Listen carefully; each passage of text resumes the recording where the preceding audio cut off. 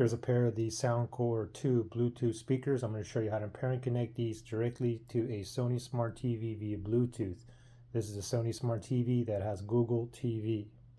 So first thing is, let's go ahead and put these speakers into pairing mode. Okay, we'll know that these are in pairing mode when the light over here on this side is blinking blue, blue, blue. Okay, so let me turn the speakers on first. Let me press and hold this power button for a few seconds until it turns on.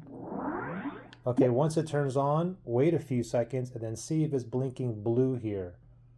Mine is blinking blue, which indicates in pairing mode. That's what we want. Okay, if yours is not blinking blue, if you have a solid blue light, then you're probably connected to a device that's near you.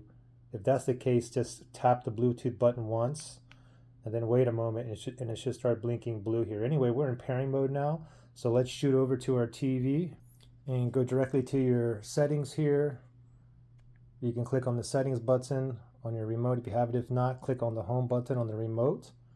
And then you can just navigate to the gear icon, the settings button right there in the middle. Select that. Now from here, we're going to go down to all settings. It's already highlighted. Select that. And then on the left pane here, just go down to remotes and accessories right there. Select that. Make sure Bluetooth is toggled on, and then we're going to go down and select pair accessory. Now it's searching for devices that's in pairing mode that is near me, which is like 30 feet Bluetooth range or so. It's still blinking blue. It's in pairing mode. It did find the Soundcore 2. Make sure it's highlighted. Select on OK.